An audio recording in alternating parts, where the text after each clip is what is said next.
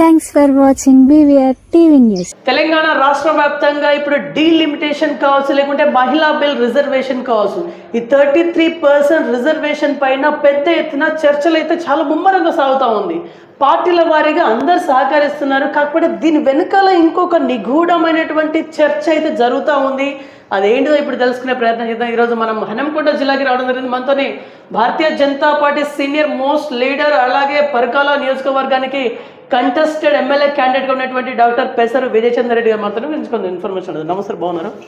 నమస్తే. Yeah sir, first how are you sir? మీ health బాగుంది? బాగున్నాం, fully fit, 100% fit, full fit. Okay, right.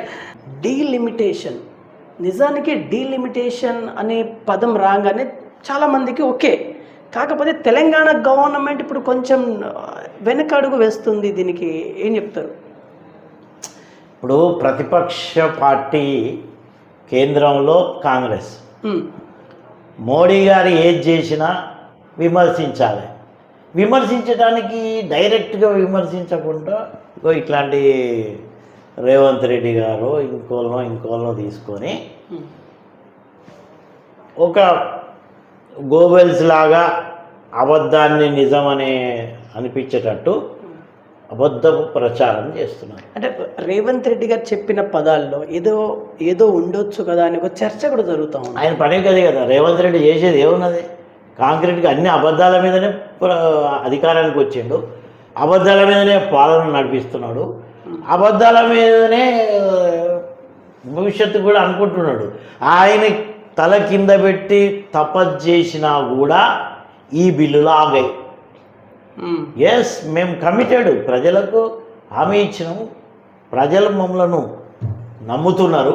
కేంద్రంలో 3 సార్లు అధికారంలోకి వచ్చినాం. మేము 19 రాష్ట్రాల్లో 2 కేంద్రపాలిత ప్రాంతాల్లో బీజేపీ అధికారంలోకి వచ్చింది, ఎన్డీఏ అధికారంలో ఉన్నది. కాబట్టి మా ఎన్డీఏ తీసుకున్నటువంటి నిర్ణయం ఇది. ఏది?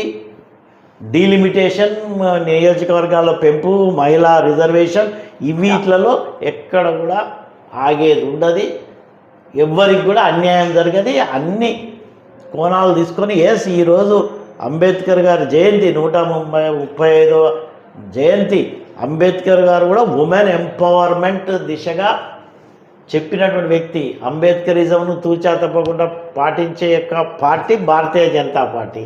కాబట్టి ఈరోజు మహిళా రిజర్వేషన్ బిల్లు మరి ఇన్ని ఏళ్ళ నుంచి కాంగ్రెస్తో సాధ్యం కాంది, ఇప్పుడెందుకు సాధ్యం కాబోతున్నది?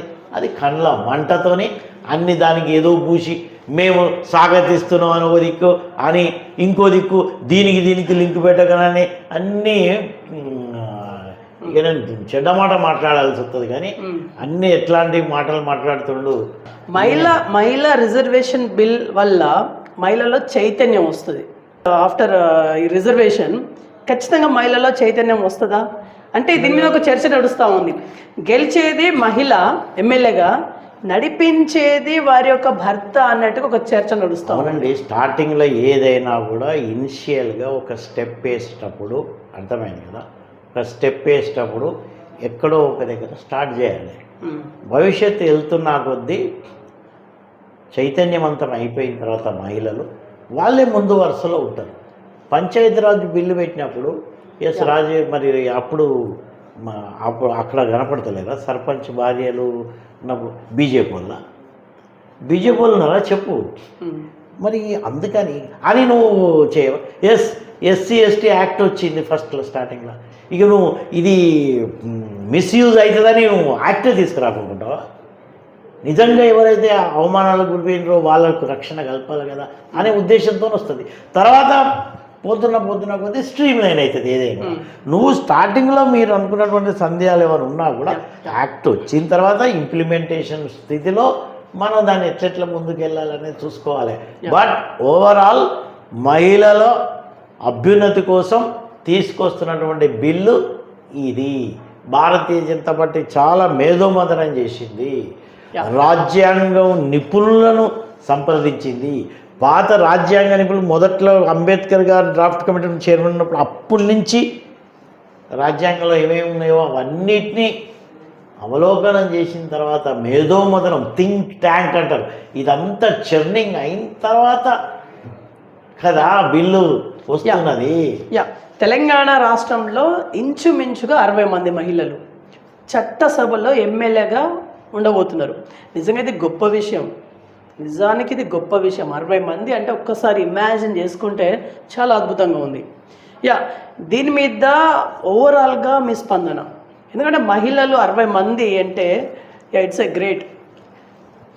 తప్పకుండా వెల్కమ్ స్టెప్. మహిళల ప్రాధాన్యత మనకందరికీ తెలుసు. ఒక మహిళ చదువుకుంటే, ఒక మహిళ స్థిరపడితే ఆ కుటుంబం మొత్తం బాగుపడుతుంది. మగవాడు ఏంటంటే ఒక్కనికే అట్లా ఎట్లా ఒక్కరికి అంతే ఉంటుంది. అది మహిళ అనేకి మహిళ, అందుకనే మహిళా బేటీ బచావో బేటీ పడావో ఎందుకు పెట్టిండు మోడీ గారు? మహిళ చదువుకోమన్నది ఎందుకు? మహిళ చదువుకుంటే కుటుంబం మొత్తం చదువుకున్నట్టే, ఆమె పిల్లలు చూసుకుంటుంది. చిన్నపిల్లలు, పురుషుడు బయటికి వెళ్తాడు కదా, ఇంట్లో ఉండేది ఎవరు? ఇంట్లో చదువుకొని ఉంటే పిల్లలకు చదువు చెప్పుకుంటుంది, తమ కుటుంబమును పోషణ కానీ, లెక్కలు చూసుకోవటం కానీ, కుటుంబాన్ని నడపటం కానీ అంత మహిళకు చదువు రాలేదనుకో చాలా కష్టం అవు కదా. సో ఇట్లా ఇది నేను ఉదాహరణకు చెప్పినది. దీన్ని వైడ్ స్ప్రెడ్గా కనుక ఎలాబరేట్ చేస్తే సమాజంలో మహిళ యొక్క పాత్ర, దేశ జనాభాలో సగం ఉన్నారు కదా మహిళలు. నీకు ప్రతి ఒక్కరు ఈ మధ్యలో హక్కుదారులు అందరూ ఏంది జనాభా ప్రాతిపదికన మాకు హక్కులు కావాలని అన్ని కమ్యూనిటీస్ ఫైట్ చేస్తున్నప్పుడు మరి మహిళలకు కూడా జనాభా సగం ఉన్నారు కదా. నువ్వు 33% 50% ఇవన్నీ కొట్లాడాలి ఇంకా. అంతేగాని ఉన్నదాన్నే ఎందుకు అని అడిగితే దానికి ఏమైతే ఏమో రేవంత్ రెడ్డి గారి మైండ్లో ఏముందో. Revanth Reddy is a non entity for BJP at centre. అంటే పొలిటికల్ కేంద్రంలో రాజకీయ పరంగా కేంద్రంలో మేము అతన్ని ఒక ఎంటిటీగా భావించట్లేదు రేవంత్ రెడ్డిని. రేవంత్ రెడ్డి అవాకులు చెవకులు ఇష్టం, ఆయన ఒక ముఖ్యమంత్రి క్యాలిబర్ ఉందా, ముఖ్యమంత్రి స్టాచరా డౌట్ వస్తుంది ప్రజలకి ఈ మధ్యలో. మొదట్లో ఏదో కేసీఆర్ చేసిన అక్రమాల కోసం అవినీతి మీద ఈయన తిడుతూ ఉంటే చప్పట్లు కొట్టిన ప్రజలు.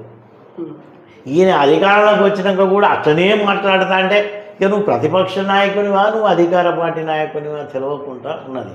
నువ్వు అధికార పార్టీకి వచ్చినాక, అధికారంలోకి వచ్చినాక నువ్వు చేస్తున్నటువంటి కాంక్రీట్ పనులు ఏంటిది అవి చెప్పు. నువ్వు అస్తమానం కేంద్రాన్ని తిట్టాలి, నరేంద్ర మోడీ గారిని తిట్టాలి, బీజేపీని తిట్టాలి, ఇది అన్నీ టార్గెట్. ఓకే, ఇది ఒక పొలిటికల్ స్ట్రాటజీ అని వచ్చైతే 100% ఆయనే వైఫల్యాల మీద నుంచి ప్రజల యొక్క దృష్టిని మలచటానికి ఇది పన్నిన పన్నాగము. రైట్. ఇది భారతీయ జనతా పార్టీ ఒపీనియన్ మీరు చెప్పింది. ఫైనల్లీ మహిళా రిజర్వేషన్ గురించి ఫైనల్ ఫ్యూ వర్డ్స్.